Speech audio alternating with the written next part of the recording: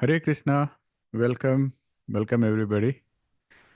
So today we're going to do verses 13.20 to 13.26. Before we begin, I'll say the prayers to Guru and God, and then I'll play the Guru mantra. Om Ajnanaतिमिरन्दस्य ज्ञानाञ्जनाशलाकया चक्षुरुमिलितमेन तस्मै श्री गुरुवे नमः. Om Namo Bhagavate Vasudevaya. Hare Krishna. गुरुर्ब्रह्मा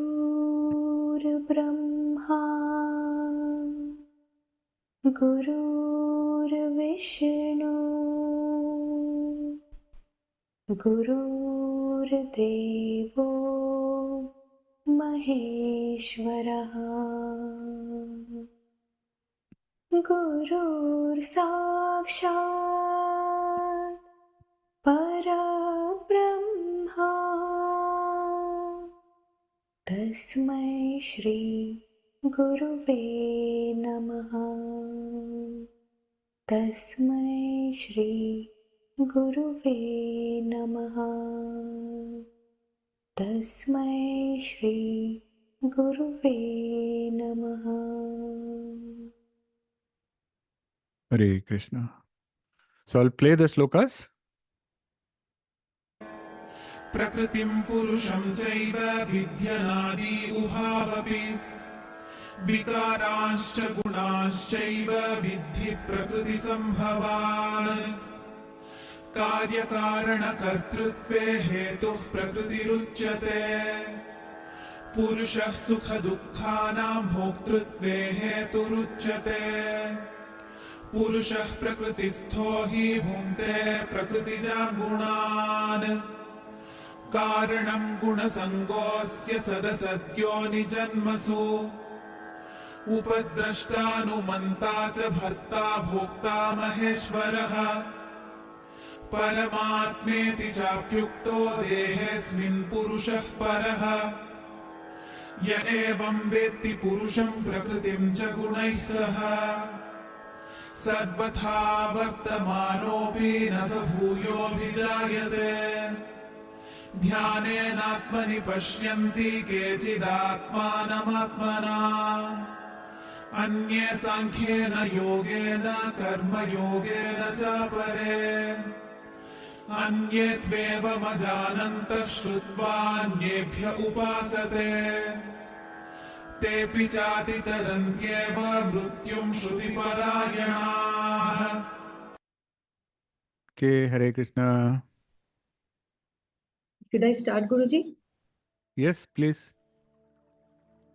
13.20 Produced of material nature, know the Prakriti and Purusha, material nature and the spirit soul are both beginningless. Also, know that all material transformations and the three gunas are produced by Prakriti.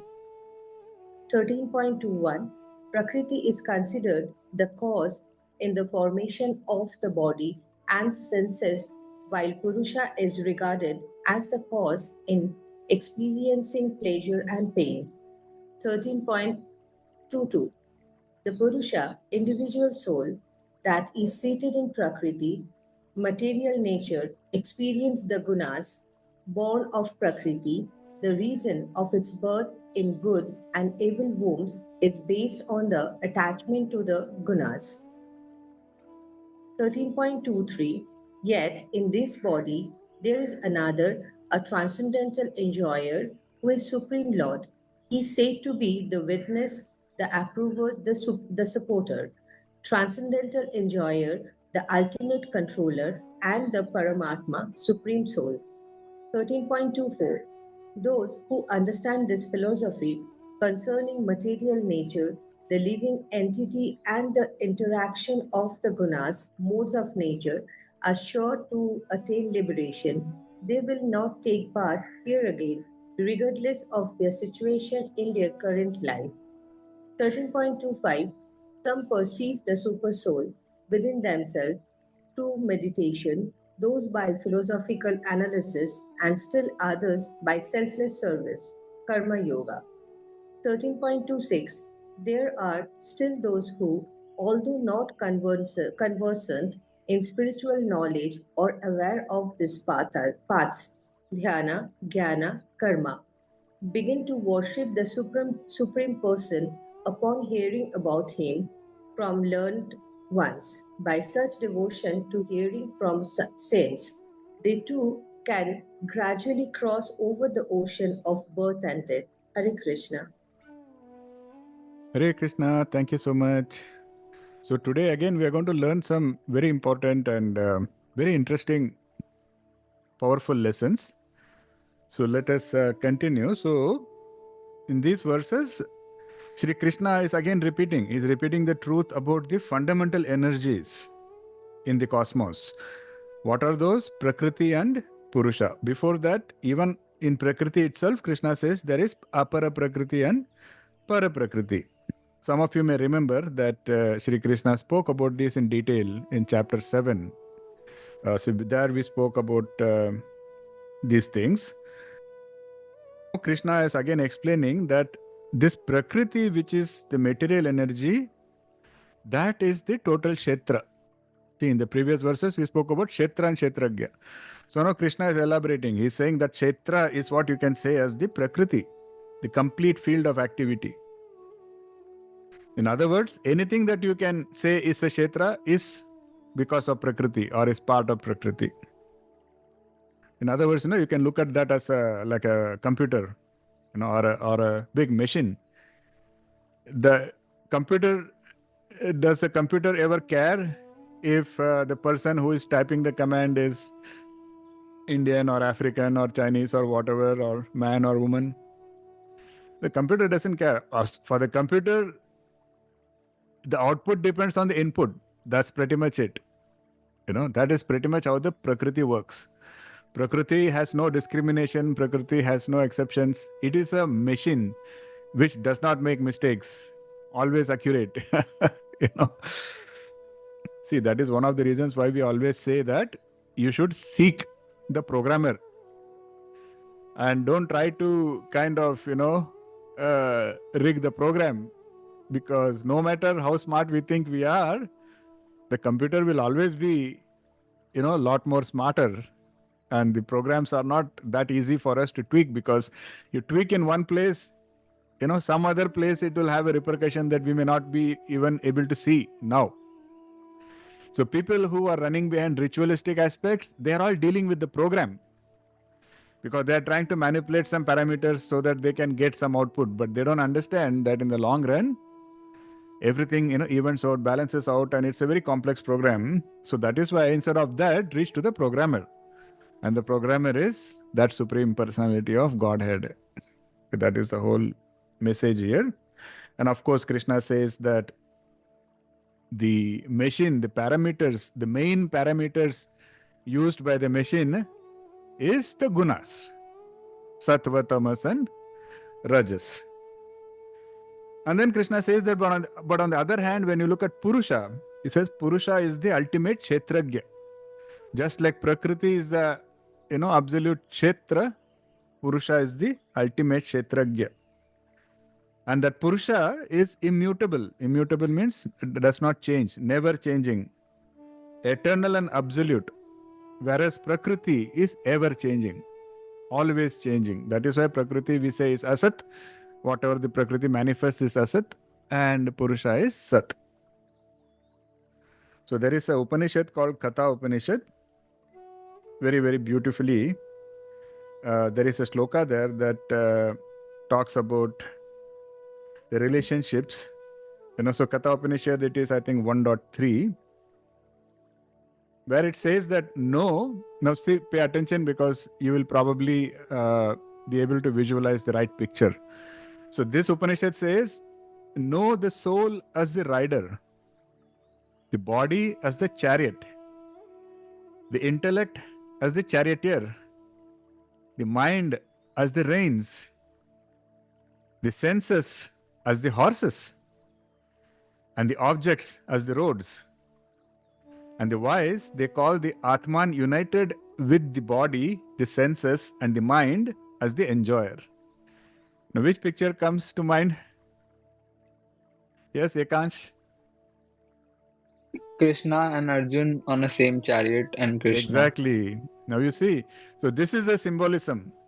The world famous photo of Sri Krishna sitting in a chariot, and it has 5 powerful horses, but that picture is representative of this. Very, very beautiful relationship here.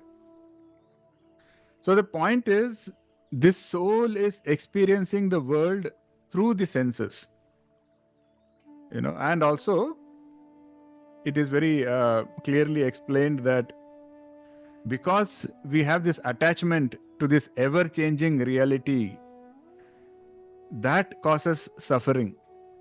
Like, for example, we are attached to something, and attachment basically means you like something so much that you cannot let go of that thing, but then that thing itself is going to change.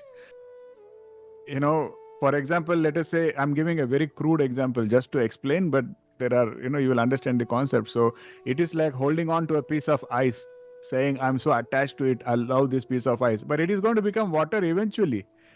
It will no longer be ice. But then if you are so attached to that ice, you are going to get disappointed. You are going to. So this is a very, basic fundamental way of explaining why attachment to anything material is a cause of suffering, because everything in the material world is always changing. So nothing is going to be the same the way you liked it, not for long. Yeah. So that is why we say that we need to cultivate devotion and somehow get into a mode where we can realize the Purusha, because that is that never changing. And if it's okay to have attachment to that, because that will never change. That's the whole idea. So this concept of realizing that we are the Purusha, and that Purusha is coexisting with Prakriti, but it is not attached to Prakriti. See, this is theory that we just spoke, but when you realize it, that is what is called as Kaivalya. It's a Sanskrit word, beautiful word. So Kaivalyam basically means this aspect of realizing that I am that soul, I am that Purusha, and that Purusha is coexisting with Prakriti for some purpose, but it is not attached to that Prakriti. And so this is actually from Sankhya philosophy has this explanation that Kaivalya itself comes from the Sanskrit word Kevala. Have you heard the word Kevala? Anyone of you heard this word before? You heard? Yeah, Suchita, where have you heard that? Kevala Bhakti, only devotee. Yeah. Yes, Kevala Bhakti. Excellent. So you understand the concept. There, when you say Kevala Bhakti means only. And the moment you say only, that is a kind of isolation, nothing else. So that is a root word for Kaivalyam. And, so that is kind of the ultimate state. When you have the ultimate state of realization, you have achieved the state of Kaivalyam, where you have realized that I am that, I am not this. So in the Shvetasvatara Upanishad, it describes the Supreme Lord beautifully. And it describes the Lord as the one hidden divinity residing in all beings, and how it permeates the entire universe. They have used some very beautiful words there. Eko devaha sarva bhuteshu gudaha sarva vyapi sarva bhutantaratma karmadyakshaha sarva bhutadivasaha sakshi cheta kevalo nirgunascha. The one God, hidden in all beings, all pervading, the inner self of all creatures, the overseer of actions, dwelling within all beings, the witness, the conscious one, alone, beyond attributes. How many more words do we need? So that is how they are trying to explain, the nature of the Supreme Being. So, but what is the core message? The emphasis is on the omnipresence of the divine. This is what we refer to as Paramatma. When we were explaining all those terms in the 7th chapter, we used the word Paramatma for this. And realizing this aspect of Paramatma is what is the essence of Kaivalya. See, the Kaivalya is a very beautiful word. And so maybe I'll make it a little more interesting. Let us see if it is interesting for all of you. So, after the Kurukshetra war, you know, uh, how many of you remember who was the mother of the Pandavas, the Arjuna, especially Arjuna and. Kunti. Okay. Kunti. Excellent. So, once the war is over, Kunti is requesting Krishna. She's telling Krishna, you have been our protector, so you have to stay back in Hastinapur, and she's singing his glories.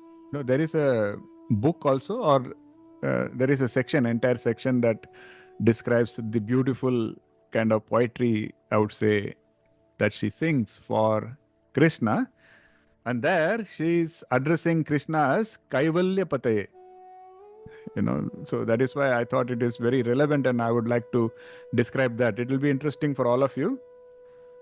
Maybe it will be more interesting if I can give you some context for Kunti and what led to this particular moment. As you know, Kunti's life was full of extraordinary circumstances, unwavering devotion, all combined together. That is how her life was. And you all know that she was the daughter of Surasena, who was a very powerful Yadu king, And so at birth, she was called as Pruta. That is why many times Krishna will also refer to Arjuna as Partha. That is son of Pruta. So there is a very interesting story, because when she was very young, Kunti had the honor of hosting sage Durvasa, because Durvasa was a very, very elevated sage. But although he was extremely elevated, he was also known for his temper. He would get angry very quickly, and people were terrified of that. So what used to happen is, when Durvasa would grace anybody with his presence, they will take extra care to serve him. And so Kunti went way out of her way, and she is serving him with so much devotion and so much sincerity. But based on that, Durvasa becomes very happy. Durvasa is pleased with Kunti's service, and then he tells Kunti that I'm so pleased with you that I'm going to give you a very sacred and powerful mantra. And he says, this mantra, if you use it, you can invoke any devata. And you can, request them to grant you a child. Then the child would be that devata's child. So this mantra can do that magic. And but Kunti was very young when these incidents happened, when Durvasa Muni gave her that mantra. She becomes very curious. A very young person. So out of curiosity, she uses the mantra and she invokes the sun god, Surya Devata, and voila, she becomes pregnant with Surya Putra. That is the story. And this child is born with an armor, kavach. Kavach Kundal, you have heard this in the Mahabharata. But then, of course, she's so young, and society was a lot more conservative in those days. So she was afraid of what the society will, how it will disapprove of this and all of that. And so she places the child on a basket and, makes it float on the river and lets it go. And as you know, the child was adopted by Adhiratha, who was a charioteer, and his wife Radha. That is why, Karan used to call himself Radhe, because Radha was the foster mother who actually brought him up. And needless to say, he grew up to be a very, very strong warrior, illustrious warrior, and that is the rest of the story. But let's come back to Kunti now. Because after this incident, what happens? Now, her father is kind of worried about her reputation. Like, if people find out what's going to happen, and because he's a very powerful ruler, and he's worried about social status and all of that. So then he decides to give her up for adoption. and he gives her to his cousin, whose name is Kuntibhoja. So Surasena and Kuntibhoja was childless, and Kuntibhoja was praying for a child for a long time. So Surasena takes that as an opportunity and lets him adopt his daughter. And that is how she came to be known as Kunti, because she was adopted and groomed by Kuntibhoja. So far, I think this story probably is making sense. And then, of course, Kuntibhoja, he really educated her, showered her with love and respect, and and she grew up to be very wise and virtuous. And then she goes on to marry Pandu, who was a king. You know that story as well. So although Pandu was noble hearted, his fate had some problems. He had a very troubled fate. So I'll keep it short. So he was cursed to never have any children. In other words, Pandu could not father a child. That was the curse. And after that, Pandu just renounces the throne and he retreats to the forest with Kunti. And Pandu had another wife. Her name was Madri, and they both go to the forest. And then Pandu is kind of worried about what's going to happen to the lineage. So he requests Kunti. He says, Kunti, you have that powerful mantra with you. So why don't you invoke that and, get some children for us?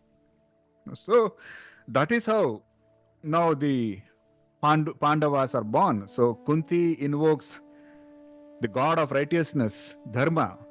And that is how she gets Yudhishthira. And then she invokes the god of wind, Vayu. And that gives her Bhima.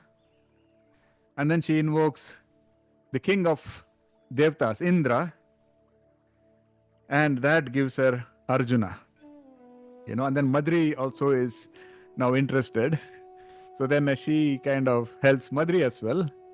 And now because of this, Madri now gets Nakul and Sahadev. So this is how those 5 Pandavas were born, and they were all born of different Devtas. And then, of course, when Pandu died, Madri chose to follow him as per the protocol in those days. She willingly followed him. And now Kunti was alone.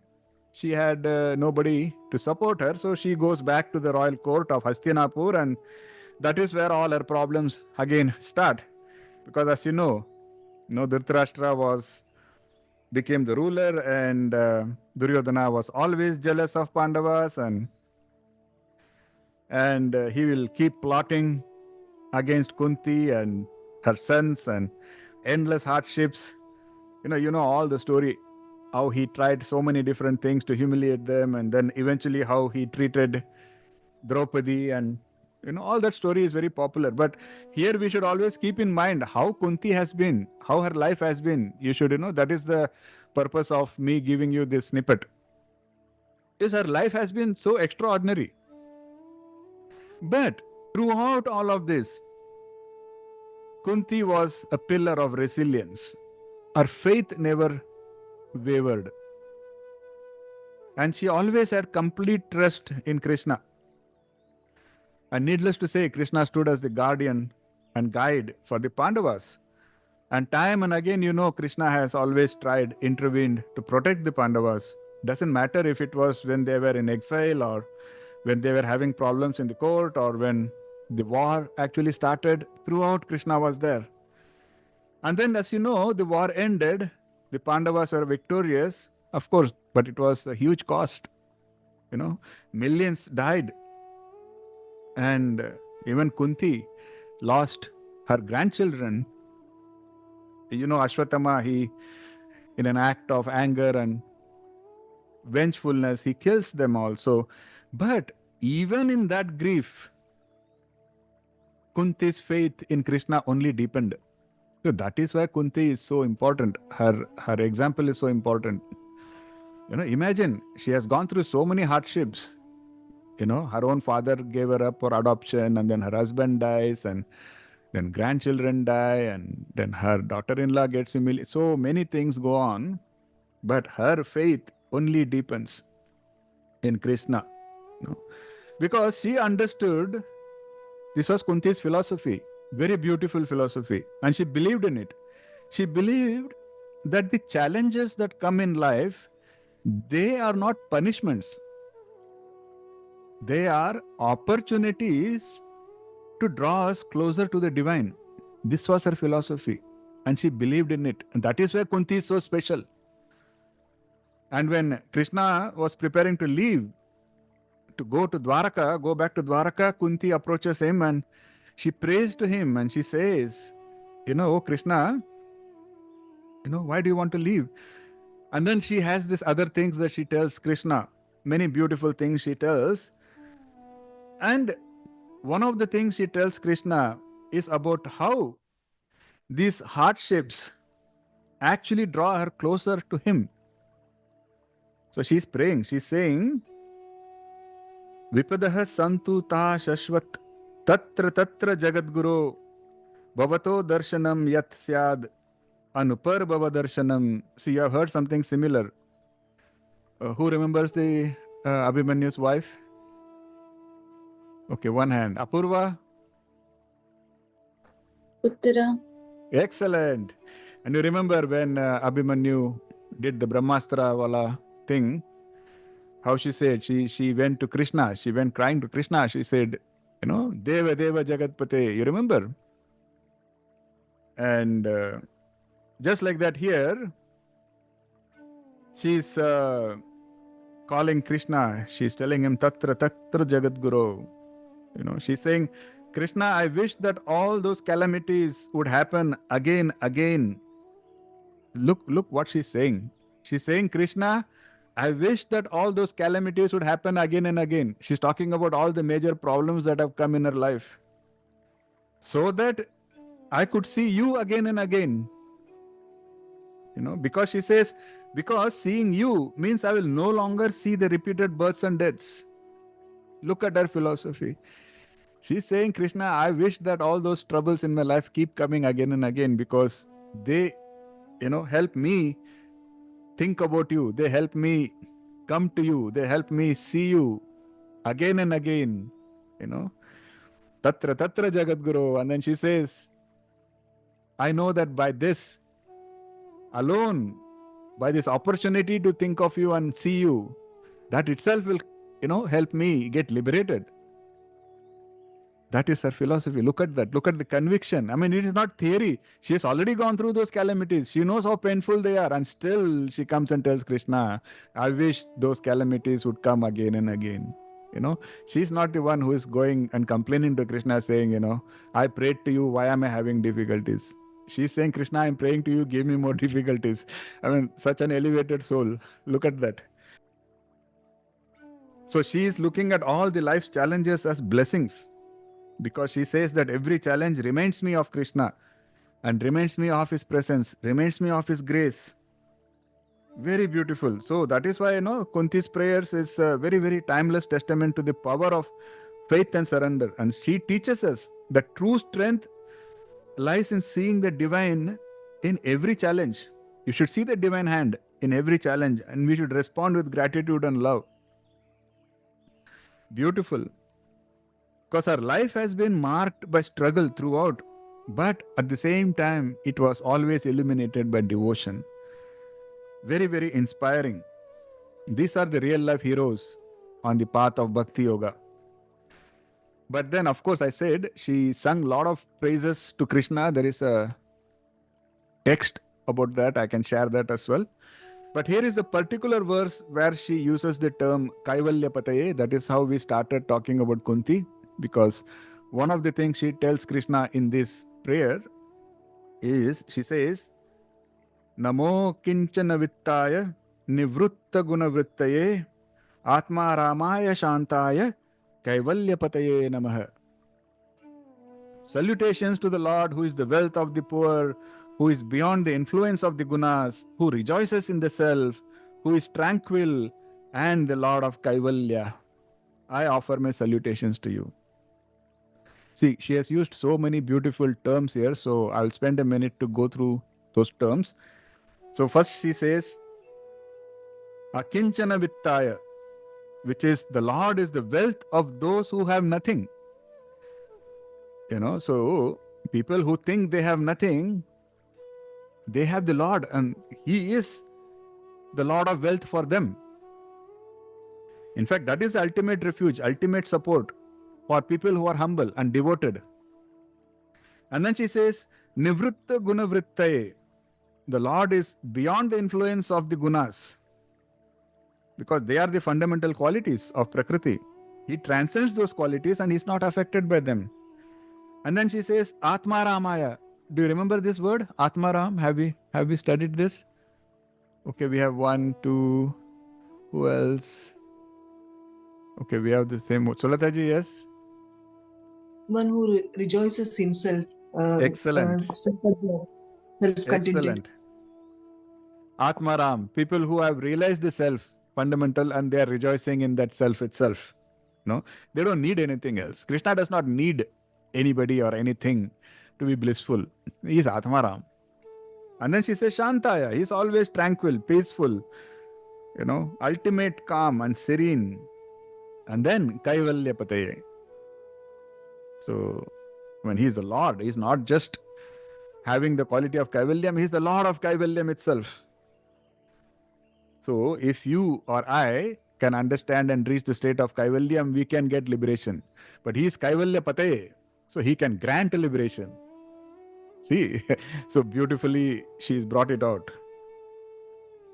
Okay, and then Krishna talks about Karya, Karanam, and the soul. So the word Karyam means effect.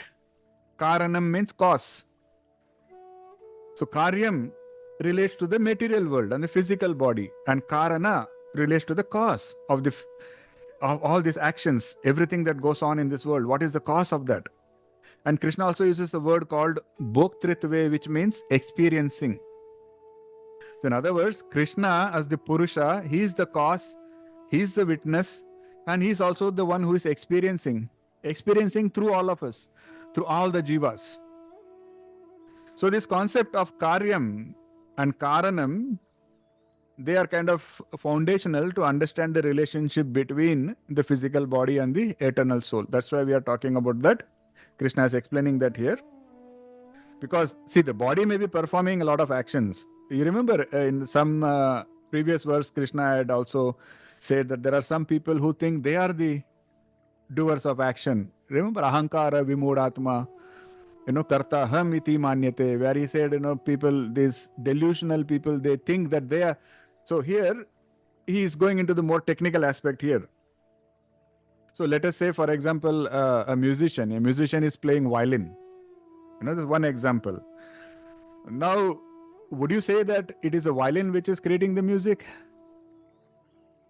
No. It is the musician who is creating the music.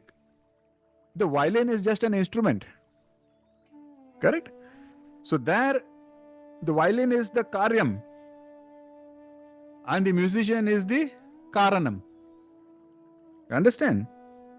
So, although the soul is eternal and the soul is a tiny part of the Purusha, because of the influence of ego, the soul identifies with the body. So we don't understand that there is this fundamental difference between Kshetra, Kshetragya, Karya and Karanam. We don't understand. We think we means this body is the doer.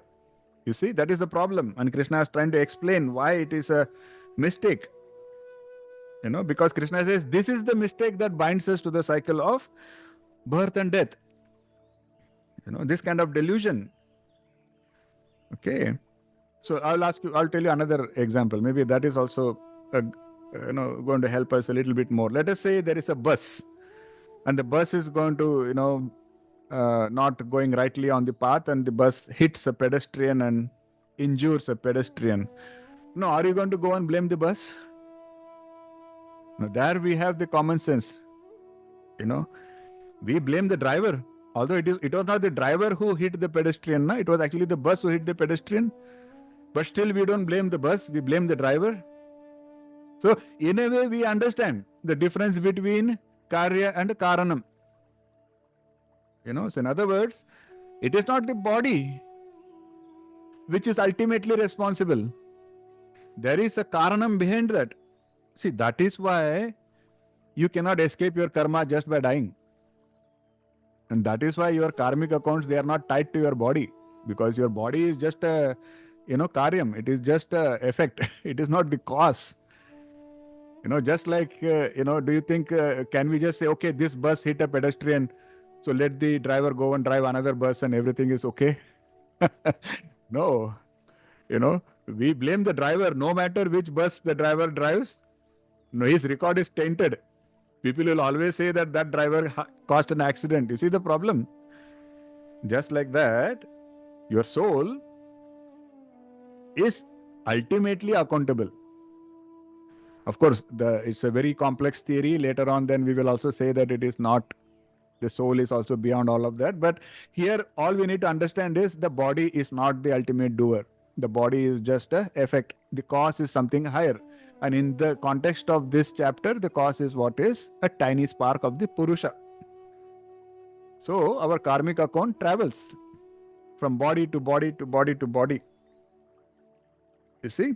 That is why Krishna is telling us, look beyond this material world. Look beyond the body. Try to understand who you really are, because if you are not, then you will never understand how karma works, and you will always be bound by it. And karma is karma. I mean, as we just said, Prakriti is unforgiving. It is a machine. Until your karmic accounts are cleared, there is no escape. You will keep coming and you will keep going through the same janam, mrityu, jara, vyadi.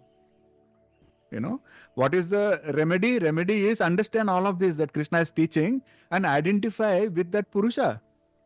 That realization is what is going to clear us of that karmic accounts, is going to clear us of that bondage, and it's going to free us. See, Krishna has already also explained earlier about the individual soul, which we call as Jivatma, and the big soul or the supreme soul, which we call as Paramatma. Both are residing within us. This also we have discussed earlier. If you remember, we spoke about the two birds sitting on a tree. That is the Jivatma and Paramatma. Many different ways of explaining the same thing.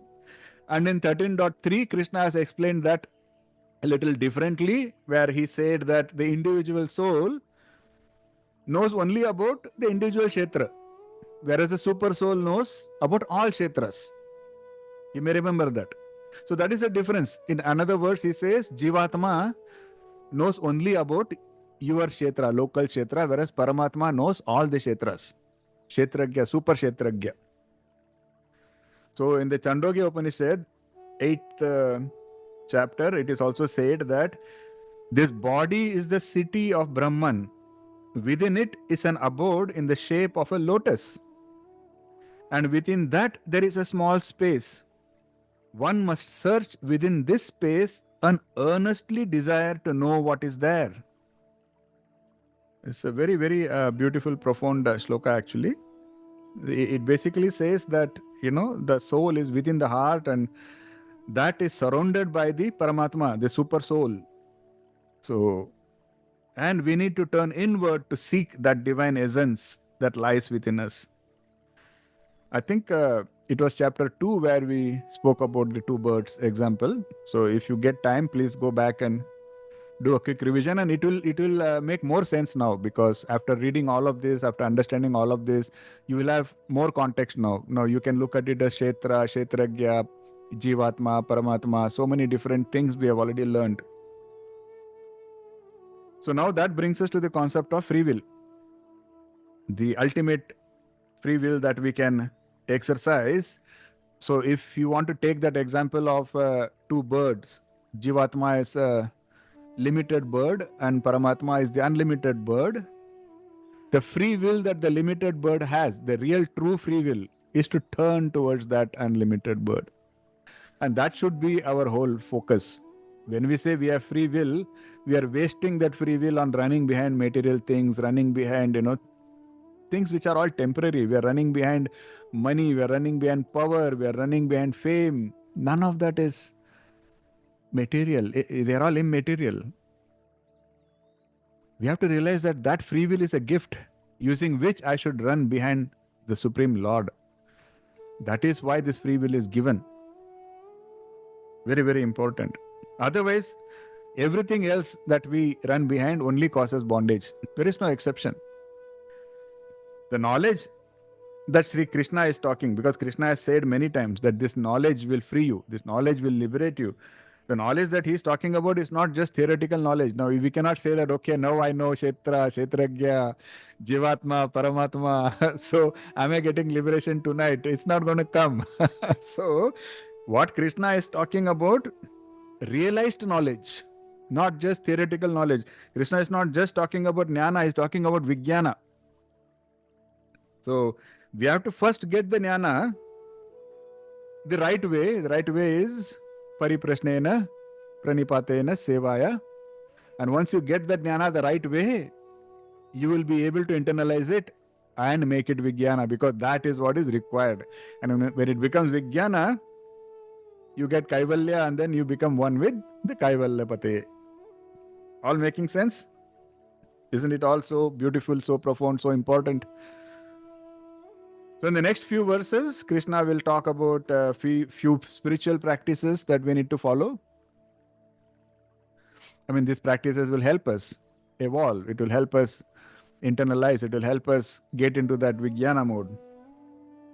So he uses a few terms. One of the term is dhyanena atmani, which means meditation on the atma or the immortal soul within.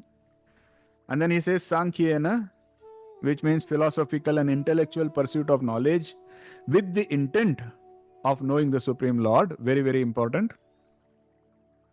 And I mean, that also includes Shravan, Manan, Nididhyasan that we have already discussed. And then he uses the term karma yogena, which means following the path of karma or action without attachment to results. Now, I have condensed all of this into 3 sentences. And that should really be very, very helpful to all of us. So, first he spoke about dhyana, which is meditation. So, very important, meditation is fruitful only when the focus of meditation is God. See, meditation just means focus. You can focus on a stone, you can focus on a tree, you can focus on your own beautiful self, but what are you focusing on? Meditation actually becomes truly fruitful only when the focus is God. Second, jnana. You can have jnana of so many things. People are busy, learning so many things. But jnana is fruitful only when the object of knowledge is God. And lastly, karma. Karma is fruitful only when the results are dedicated to God. The 3 sentences, 3 powerful sentences. Internalize these 3. I think we would have pretty much assimilated everything Krishna has taught here in this chapter on what we need to do. Meditate with the focus on God. Attain knowledge where the object of knowledge is God. Perform karma where the result of action is God. 3 things. Beautiful. And Krishna also says something very reassuring. What he says is, even if you don't understand these paths, even if you don't understand the path of dhyana yoga or karma yoga or jnana yoga or whatever, you can still make progress. Krishna always is, compassionate, bhakta vatsala. Because in today's world, that will apply to all of us. I mean, although we are spending time reading, we are not really jnana yogi, because that is very, very involved, very deep. Just like that, we are not really yet, dhyana yogis either. It is Kali Yuga. How long can we really focus? How long can we actually focus without distraction? Ekansh, how long can we focus without any distraction?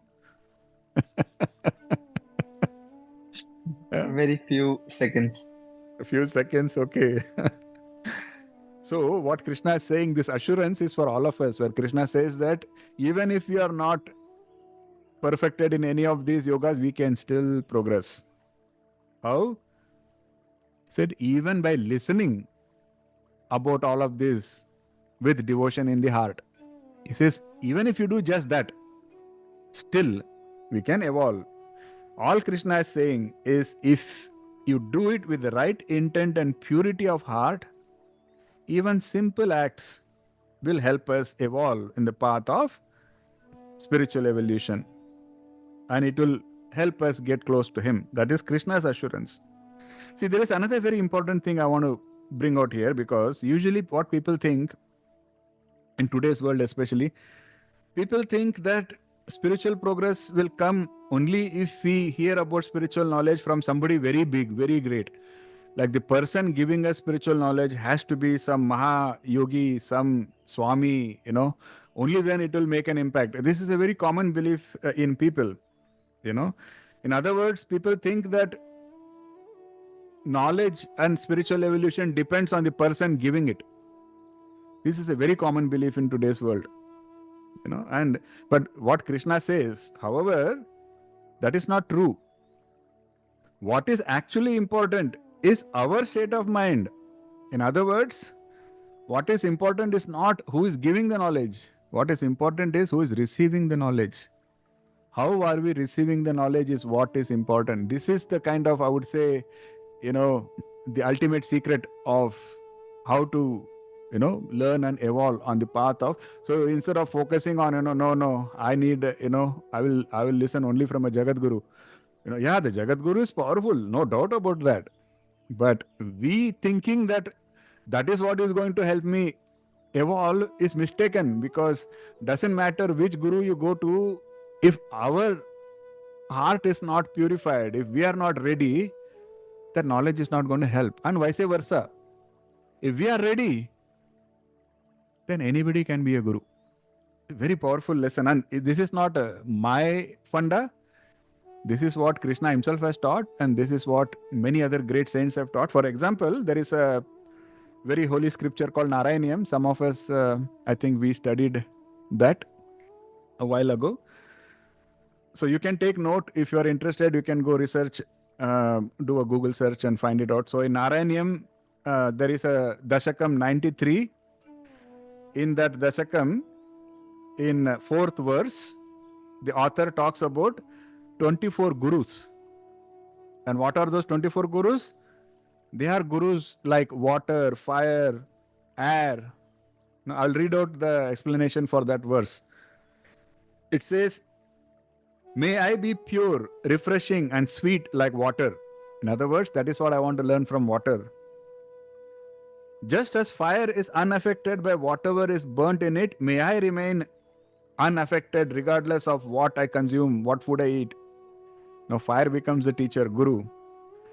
In other words, like fire may burn many different things, but fire will still remain the same. Just like that, may I realize that the soul is the same in all bodies, in spite of their differences.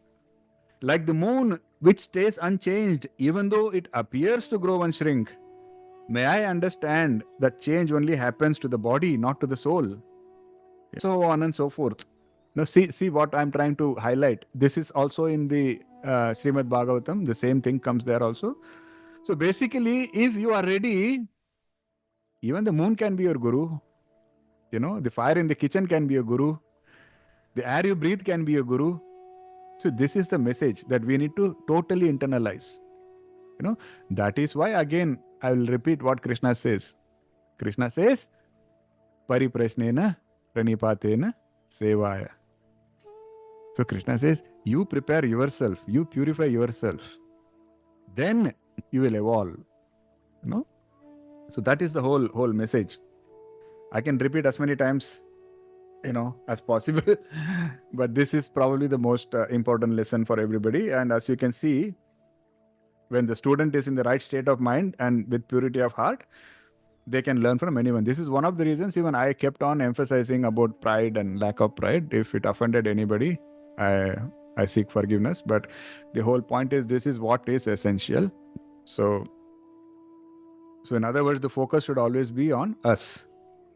And that will make sure that we are evolving. Okay, and then quickly we can again touch upon Shravan, Manan, Nididhyasan. Just a slightly different aspect to that. As you know, King Janaka, he used to love listening to the Vedic scriptures, and by listening he became enlightened. And the Lord showered his grace, and then he got his daughter Sita married to Rama and all of that. So this kind of listening is what is called a Shravanam, and this is highly recommended in Kali Yuga along with Kirtanam. So in Kali Yuga, we are advised to practice more and more of Shravanam and Kirtanam as a means to purify us. It is a quick way to purify us. And another very, very important and very beautiful thing I want to now tell you. This is something that if you can internalize, that will also help you develop the virtues. I'll tell you what. And this is, again, it is coming from the scriptures.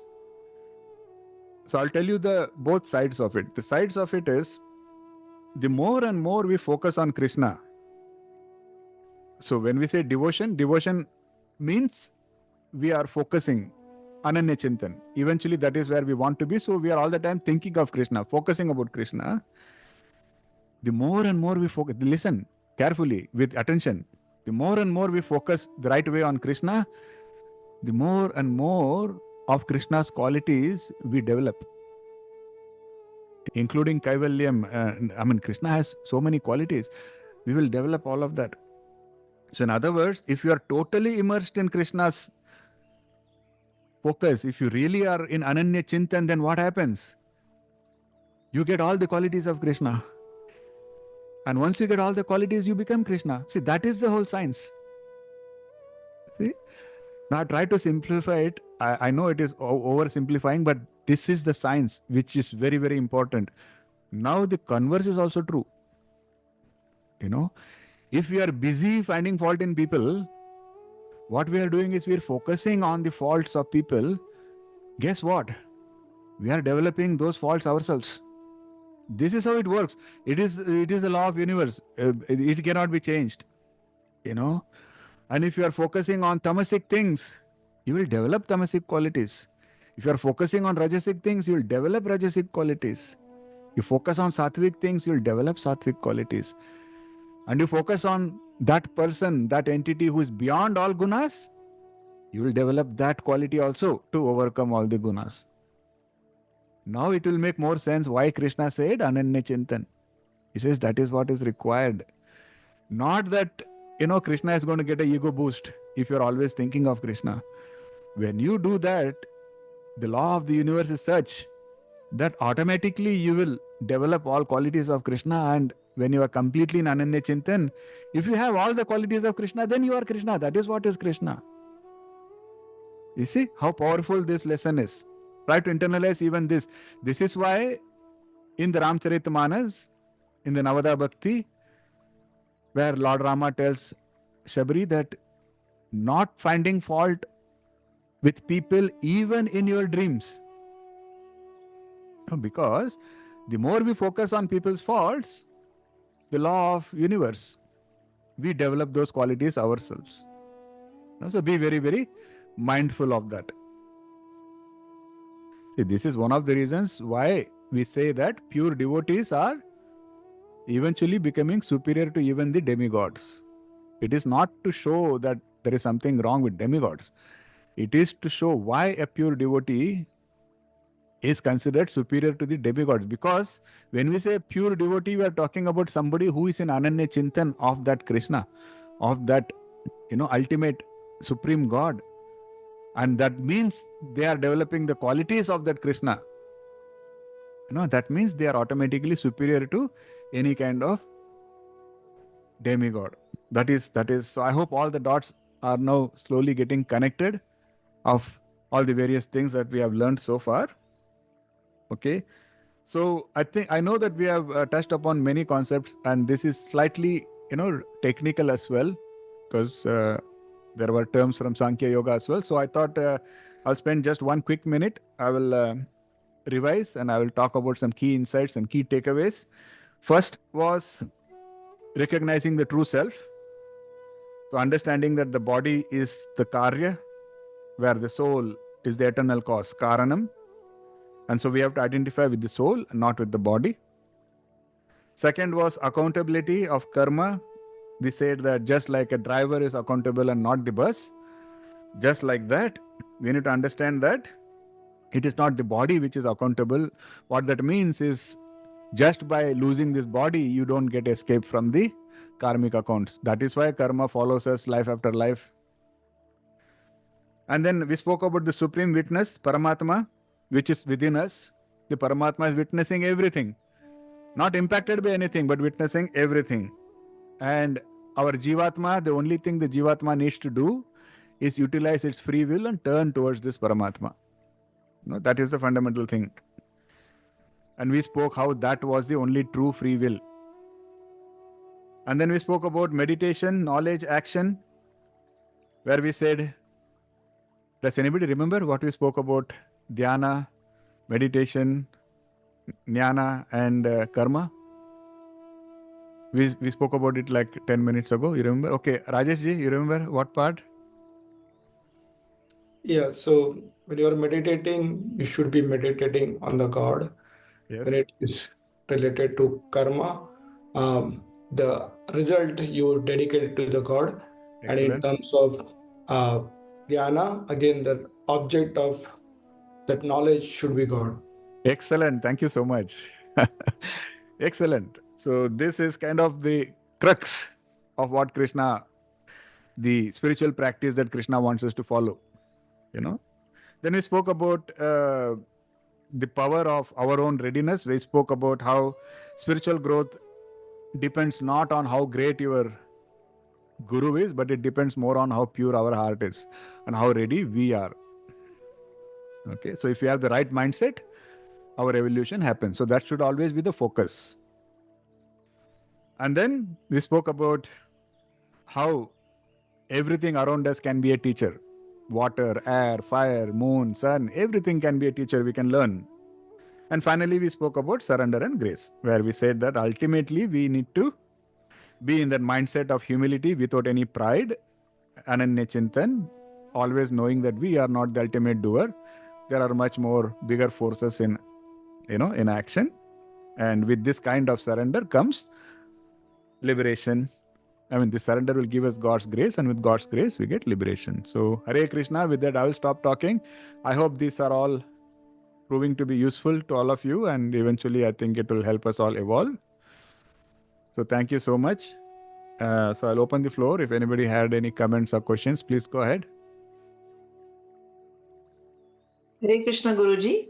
I wanted to say this, that the last part that you said about what you meditate upon, you become that.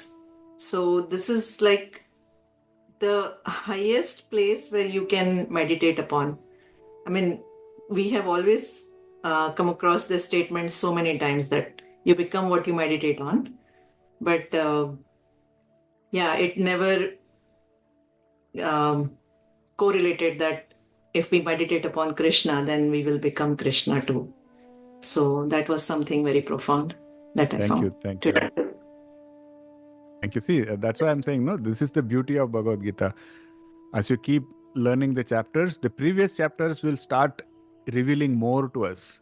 Because if out of the blue, if out of context, somebody just directly gives you that one sloka, Ananya Chintayanto Maye Jana Paryupasite. So there it will just look like Krishna is saying, focus on me, think of me. And it will not make any sense. It is like, we are like, why does Krishna, is Krishna having so much self-importance? Some people have asked me that question, Krishna is having so much self-importance. He all the time wants us to think of him, So that's the point. So now in 13th chapter, we are tying it so beautifully back and saying that Ananya Chintan is for us. It is not for him. No, because you do Ananya Chintan and that is how we become him. You see? So, okay. Thank you. Anything else? Everything else made sense? I'm okay to, answer questions even later if you have, but make sure you don't have any doubts, because this is a golden opportunity. I don't know if we will be able to repeat this again. So make the most of it. Go through Kunti's example as well. One of the most powerful, in fact, I would say Kunti, in my humble opinion, Kunti is one of the most powerful figures in the Mahabharata. It is not, Duryodhana or Arjuna or even Karna. It is Kunti, because Kunti had that virtue of having Ananya Chintan no matter what, and turning all challenges as opportunities to be close to God, to realize God, to get liberation. So, okay then, thank you so much. Very grateful to each one of you for being with me and continuing the journey. Next week, we will complete 13th chapter. So, eagerly looking forward to that. Hare Krishna. Have a wonderful rest of the week. And those who are not following the messages in the group, the timing has changed. So now we are starting the class at 7 p.m. Vancouver time. So which is 8:30 a.m. India time. So see you next week at that time. Okay? Okay, Hare Krishna. Hare Krishna. Hare Krishna. Hare Krishna, Guruji. Hare Krishna. Hare Krishna. Hare Krishna. Hare Hare Krishna. Krishna. Hare Krishna. Hare Krishna. Thank Hare you. Krishna, Guruji.